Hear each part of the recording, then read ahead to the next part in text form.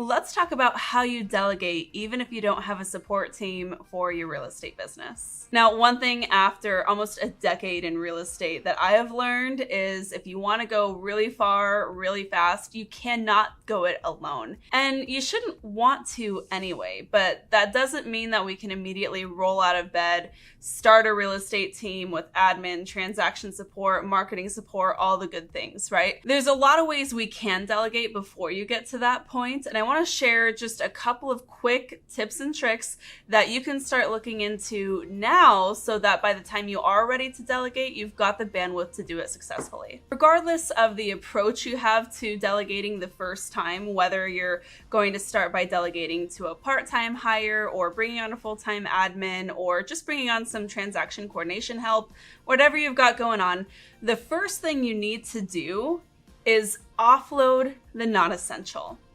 This is actually a really important form of delegation that I think that a lot of real estate agents miss, because when they think about delegation, they think, well, no one's going to do it as well as me, and they kind of really white knuckle every aspect of the business. But you and I both know that we have to wear like 40 hats in any one given day just to get everything done. And I think that if we really get down to it, when you are bursting at the seams, when you've got a lot of transactions that you're managing and you've got a lot of stuff going on, the most important first form of delegation we can lean into is offloading things that just don't have to get done right now. They might feel really important, but they're not so urgent that they have to get done right now by you. So for example, if you have made any commitments, specifically on professional in nature, or even things that you just don't really want to do or show up to, you need to negotiate yourself out of those to free up space and bandwidth. If you're looking at your schedule and you're thinking, oh my heck, I am going to get absolutely no free time in the next couple of weeks with all the stuff that I have going on, it's really time to look at what we can maybe postpone or politely cancel, just kind of negotiate ourselves out of. And I know that sounds scary because you want to be a person with integrity, follow through is important to you, I get that. But that still doesn't mean we can't politely say, I'm so sorry, I overcommitted, I overextended myself. I would love to find a way to maybe either postpone this event or this commitment that we had or this project that I committed to and lengthen out our timeline a little bit because I just don't have the bandwidth to do this in the way that I wanted to initially. Sometimes you'll be negotiating with your brokerage with other commitments that you had or other activities you might be involved with outside of real estate, but sometimes you're also negotiating this with yourself, right? So if you had committed to a really big goal or a project that you wanted completed at a certain time, like a rebrand for your business or a new website you're building or setting up a new CRM, and you realize you just bit off more than you can chew at the moment, you do have to kind of negotiate with yourself and allow yourself to change those goal and project projections to give yourself a little more space in the moment. Now, when it comes to truly delegating, like making sure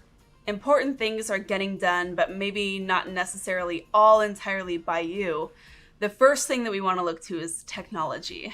And I know that might make you want to break out in hives just at the thought of instilling technology when you're already busy, but you really want to be thinking about what kind of technology you can employ in your business even before you need it. So even if this is a slower season for you, or if you have an idea for some kind of technology that you want to bring into your real estate business down the road, I really urge you to consider that before you actually need it. Delegation and hiring in general is extremely challenging, and it's made even more complicated when you are behind the 8 ball in a position to react to everything and not really in the driver's seat of your business. Different types of technology you might want to consider are going to really depend on what unique blend of business you have going on at any one given moment.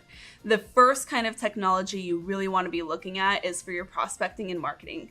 Specifically, when I talk about prospecting, I actually mean the follow-up involved with that. So maybe that's more on the lead conversion side, but if you find yourself generating a lot of leads, which you rock, congrats. But if you find yourself generating a lot of leads and you find that your follow through and your follow up with them is really suffering, that's going to be a really easy place to bring on maybe an automated inside sales agent, right? You can automate a lot of your follow up campaigns with your existing CRM, or purchase a CRM to begin using. That's a natural first step for many agents who are looking to delegate. And if you're doing a lot of marketing to your database, most of that can be automated as well. So for example, I am heavily into database. 95% of my marketing spend goes directly to really fun, cozy stuff from my database. And we use things like send out cards to automate our mailings. We do a little bit of farming here and there. That is all completely automated. I am almost completely hands-off at this point, thanks to CoreFact. So again, just to share, there's a lot of different technology companies that can take a lot of that off your plate, and it is worth investing in, because you have to ask yourself, what am I going to get as a result of all this time and bandwidth? Well, with all that time and bandwidth, you need to be spending that time bringing in more business so that you can have more closings. And that trade-off always works. Now, once you have leveraged technology just about as far as you can go, the next thing we want to be looking at is maybe enlisting a volunteer or an intern.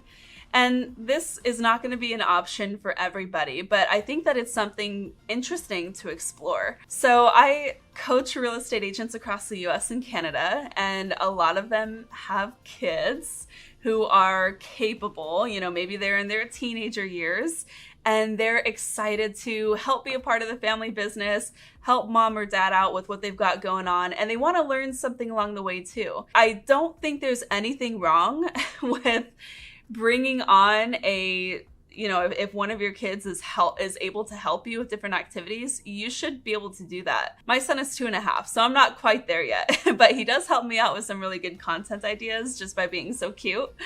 But if you're doing Popeyes for your database, make it a family affair and have everybody help you put these together. If you need just a little extra help fine-tuning a campaign or some kind of event that you wanted to put on, reach out to your business development reps at your title and mortgage companies and just see if anyone's able to lend a hand. And if all else fails, see if you can bring in an accountability partner who is an agent at your office or in your brokerage, and just see if you guys can kind of trade a little bit of support on a volunteer basis, just so that you don't have to go it alone. So for example, if you have another agent in your office who's friendly with you and who is kind of doing some similar stuff to you, creating some really cool events, why not just kind of mastermind together and do some co-working sessions so that you don't have to do the whole thing just by yourself isolated? I think that the more we can bring in help and community, the richer these experiences in our business become.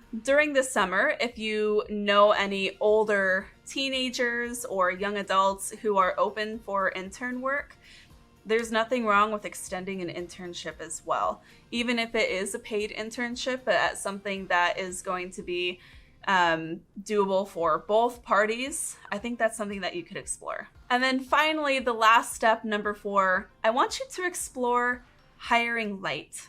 At some point, you are going to have to make your first hire, but that doesn't mean you have to jump straight from 0 to full-time employee. There's a lot of different ways we can do this. So for example, your first delegation in terms of hires really should be a transaction coordinator. This can be as simple as hiring a TC who is within your brokerage who just steps in per file, right? So once you start consistently closing 2 deals per month or so, you want to really look to bringing on a transaction coordinator who can just step in on a file by file basis. So that way you're not really into any long-term employment agreement that is going to require you to continue paying even if you don't have current closings. So that's number 1. But you might also find yourself at some point really needing a little bit of assistance on the support and marketing side, right? Stuff that doesn't necessarily pertain to transaction related work where you might want a licensed individual. A lot of that work can be done by a virtual assistant who can be brought on part-time. So for example, in my team, we have a full-time assistant.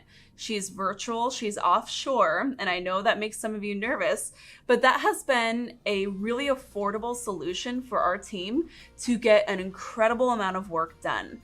The placement firm we work with is Riva, and they do an incredible job of training their virtual assistants for the real estate space specifically. I have their details linked below. I use them personally, and we've been working with them for several months now. And my only regret is not doing it sooner. You can do it on a month-by-month basis or a long-term basis, but just to show you, there's a lot of different options that you can explore if you just know how to look and if you're open to it. At some point, you will need to bring on local, probably in person, probably licensed, part-time and full-time employees. You're gonna need an assistant to help you. You're gonna need some showing agents to help you, and you might wanna keep them at a salary basis to keep your costs lower or do some kind of commission split situation with them. But before you even get to that place, there are so many ways that we can delegate and start to give ourselves back some time. So I hope that you explore these ideas that I've shared with you here. And if you have any questions about what that might look like for your specific situation, leave a comment on this video. I'm always happy to help. Really hope you found this helpful. Thanks for tuning in. Until next time, keep on crushing it.